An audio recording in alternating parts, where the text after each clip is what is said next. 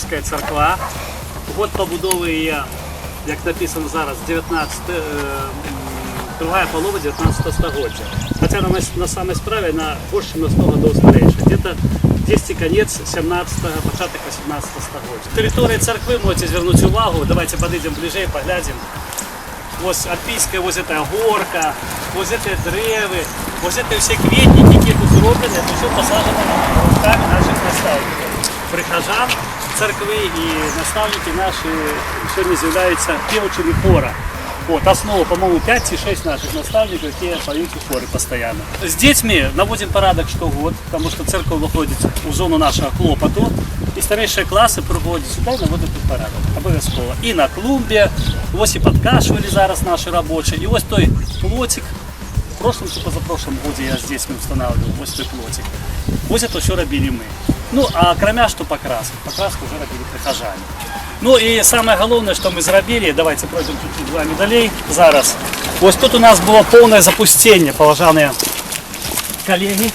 Это вся стоянка, зроблена с допомогой ПМС, и все это дети наши зробили. А тут просто были джунгли, настоящие джунгли. Зараз и церкви не видать было ни с дороги оттуль, ось, ни оттуль не было видать. Все это зроблено руками наших детей и наставников. Ось навели полностью порядок, вырезали все кругом, почистили. Вот, але головное, что зробили, это почистили ось речь. Его техника, его все, керование, гроши, а мы порядок. Дети, школа, это все навести порядок, все это прибрать. Мы прибирали тут целый месяц. Опаливали, прибирали мусор. Ну, это ще только початок, это ще не все. Вот. Ну и потом ось высыпали вот эту дорогу, обрезали її і прямо к дубу ми зараз з вами пройдемо.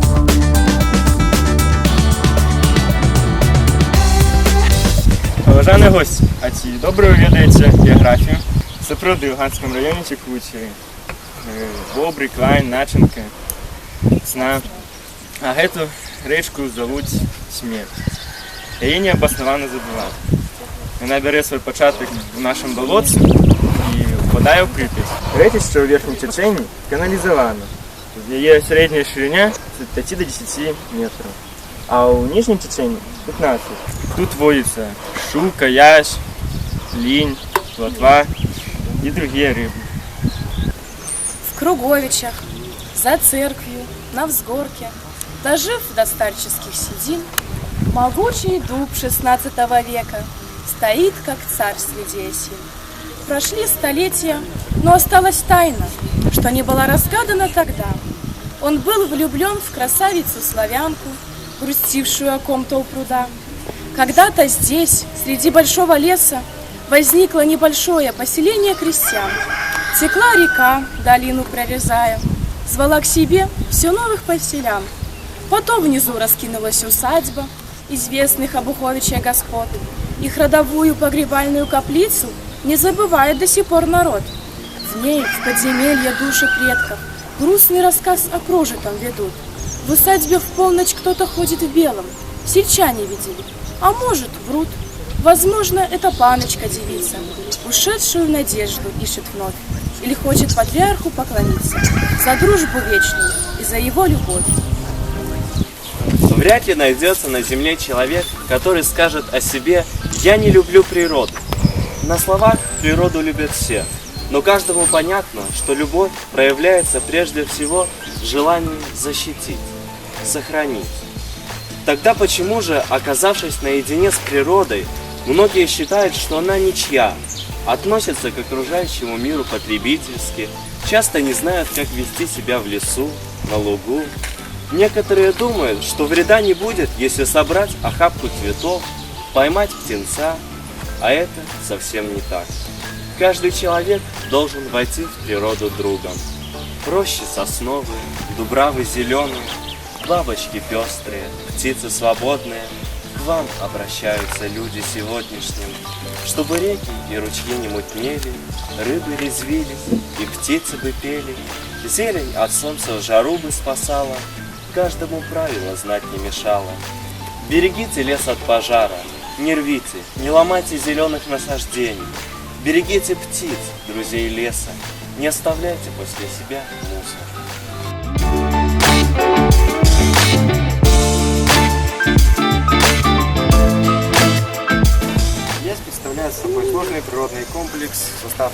входят взаимосвязанные между собой живые организмы и неживые компоненты.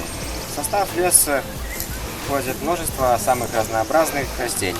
Деревья, кусты выполняют определенные функции и формируют в лесном сообществе ярусы. Основными лесообразующими породами являются дуб, береза, сосна, ольха и ель.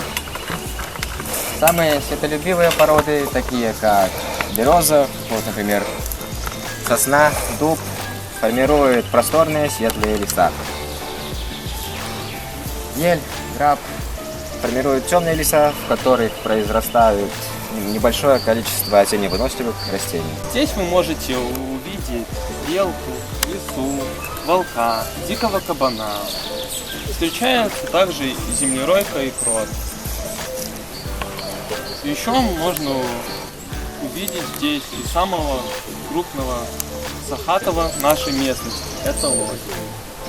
Как вы заметили, в нашем лесу очень много птиц. Их пением вы можете насладиться сейчас. Лечебное действие многих видов лекарственных растений применяется в настоящее время в медицинской практике. Связано это с наличием в них различных биологических активных веществ. Они относятся к различным классам химических соединений, таких как алкалоиды, гликозиды, дубильные вещества. Лекарственные препараты, содержащие данные вещества, применяются для стимулирования центральной нервной системы, оказывают влияние на сердечно-сосудистую систему, функциональную деятельность мышечной системы. До таких растений, которые есть в нашем лесу, относятся ландыш, крушина.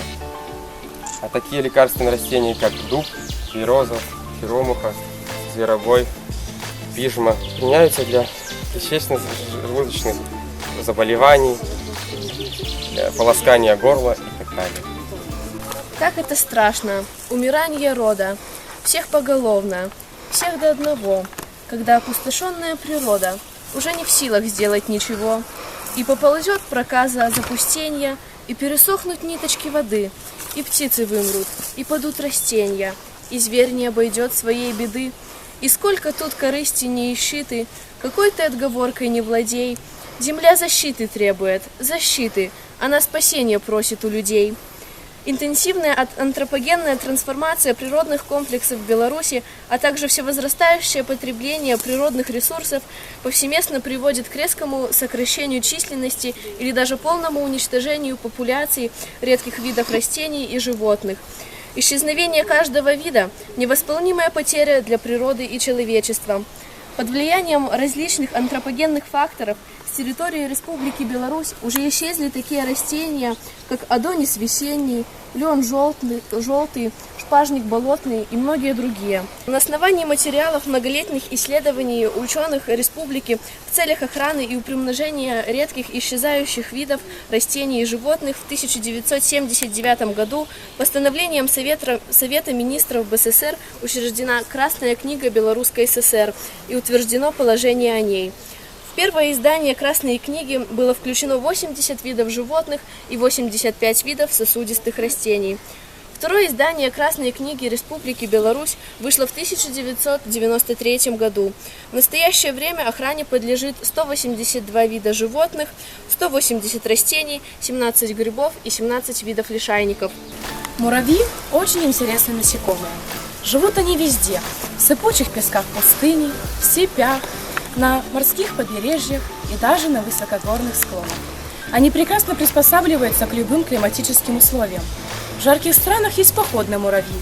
Они не имеют муравейников, а передвигаются многотысячными колоннами. Муравьи не любят уединяться. Они создают своеобразные колонии. В каждой колонии есть самцы, самки и рабочие муравьи. У самцов и самок есть крылья, у рабочих муравьев их нет. Хотя размеры их далеко не одинаковые, они все похожи друг на друга. У каждого по 6 лапок, есть глаза, но нет органов слуха. Самую главную роль для них играет пара усиков. Они постоянно движутся и являются не только органами осязания, но и органами обоняния. Хотя у муравьев нет носов, они могут различать запахи.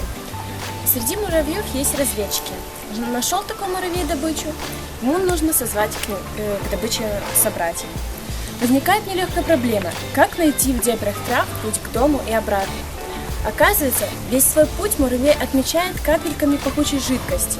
Запах этот он различает усиками. Муравьи живут на Земле уже 150 миллионов лет. Обычно самки живут 20 лет. Рабочий муравей трудится, не покладая лапок, около 7 лет. А муравьиные постройки, где молодые самки сменяют старых, могут находиться на одном и том же месте около 100 лет. В целом, муравьи очень полезны, так как уничтожают массу вредных насекомых, улучшают почву, удобряя и рыхляя, а также своими ходами улучшают ее вентиляцию. Они не связаны с грунтовыми водами, а возникают в результате заболачивания суши в лугах, полях, лесах, при обильном выпадении осадков и слабом летнем испарении. Они характеризуются слабой обводненностью, низким содержанием минеральных элементов и слабым видовым составом растений. Здесь могут существовать только те растения, которые приспособлены к чрезвычайной бедности почвы. Из деревьев на верховых болотах растет почти исключительно сосна обыкновенная. Из кустарников и кустарничков багульник болотный, болотный мирт обыкновенный, подбен многолистный, голубика, брусника, клюква болотная и мелкоплодная. Еще менее разнообразен состав трав – росянки, шихцерия болотная, некоторые осаки. Особое значение в формировании покрыва верховых болот имеют сфагновые мхи, лавные торфообразователи. Большая средообразующая роль сфагнумов объясняется тем, что в процессе жизнедеятельности они вырабатывают большое количество водорастворимых органических кислот, которые подкисляют почву, тем самым угнетая рост других растений.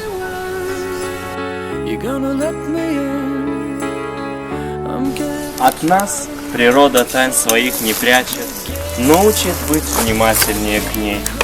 Старайтесь не засорять лес, мусор, бумагу сожгите. Все, что не горит и не разлагается, заберите с собой. Пищевые отходы можно оставить на видном месте в качестве угощения диким животным. В лесу, в полях, в горах вы гости. Но там есть и постоянные обитатели – птицы, звери, насекомые, пресмыкающиеся, рыбы. Старайтесь поменьше их беспокоить, особенно в период гнездования потомства.